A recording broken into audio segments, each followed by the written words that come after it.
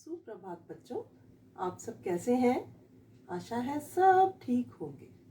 इससे पहले हमने संज्ञा पढ़ा था। संज्ञा का अर्थ है नाम। आज हम सर्वनाम पढ़ेंगे। आइए कुछ वाक्य देखते हैं। मीनाक्षी एक अच्छी लड़की है। मीनाक्षी मेरी मित्र है। मीनाक्षी मेरी ही कक्षा में पढ़ती है। मीनाक्षी और मैं साथ साथ बैठते हैं। मीनाक्षी के माता पिता मेरे घर आते हैं। बच्चों, इन वाक्यों में मीनाक्षी शब्द बार बार आने के कारण कुछ अटपटा सा लग रहा है। अतः हम क्या करेंगे? मीनाक्षी के स्थान पर हम कुछ अन्य शब्दों का प्रयोग भी कर सकते हैं। जैसे मीनाक्षी एक अच्छी लड़की है, वह मेरी मित्र है।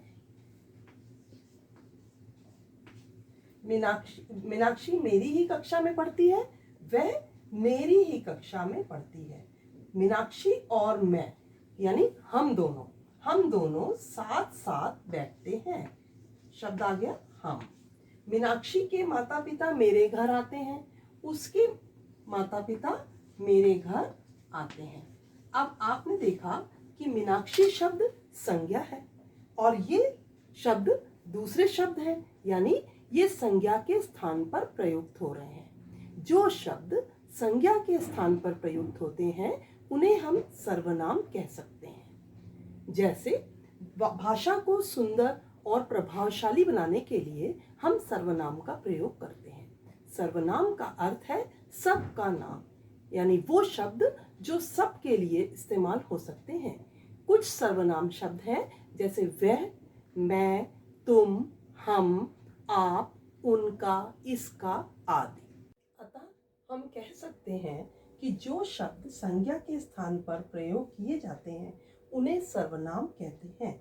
जैसे मैं, तुम, हम, वह आदि।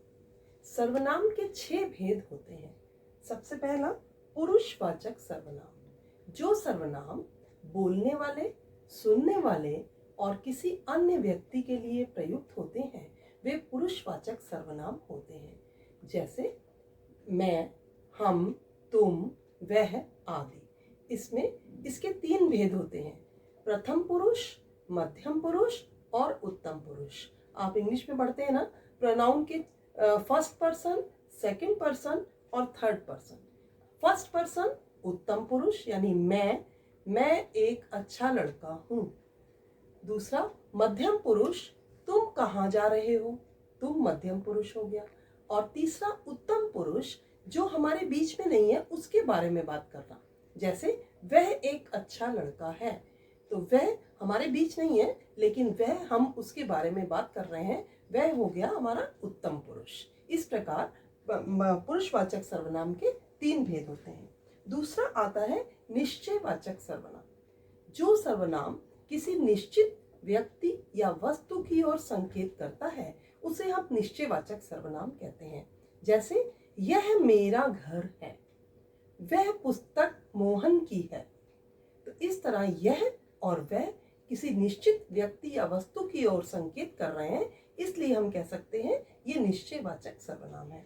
अनिश्चयवाचक सर्वनाम। जो सर्वनाम किसी अनिश्चित व्यक्ति या वस्तु का संकेत करते हैं उसे हम अनिश्चयवाचक सर्वनाम कहते हैं। जैसे बाहर कोई खड़ा है, कोई हमें निश्चित नहीं है कि कौन खड़ा है, तो कोई शब्द अनिश्चयवाचक हो गया। दूध में कुछ गिर गया, कुछ अनिश्चयवाचक सर्वनाम। इसके पश्चात आता है संबंधवाचक सर्वनाम। जब एक ही वाक्य में कुछ सर्वनाम या संज्ञा शब्द दूसरे संज्ञा या सर्वनाम शब्दों से संबंध स्थापित कर लेते हैं उन्हें हम संबंधवाचक सर्वनाम कहते हैं। जैसे जैसा करोगे वैसा भरोगे, जो अच्छा खेलेगा उसे इनाम मिलेगा। एक ही वाक्य में 2 वाक्य हैं और जैसा और वैसा, जो, उसे, ये दोनों आपस में एक दूसरे के साथ संबंध बताने वाले सर्वनाम हैं, इसलिए इन्हें हम संबंधवाचक सर्वनाम कहते हैं। इसके पश्चात प्रश्नवाचक सर्वनाम। वे सर्वनाम जो प्रश्न पूछने का कार्य करते हैं उन्हें हम प्रश्नवाचक सर्वनाम कहते हैं। जैसे तुम कहाँ जा रहे हो, तुम्हारे दोस्त का नाम क्या है। इस तरह से कहाँ, क्या आदि शब्द प्रश्न पूछने का कार्य कर रहे हैं, इसलिए ये प्रश्नवाचक सर्वनाम है।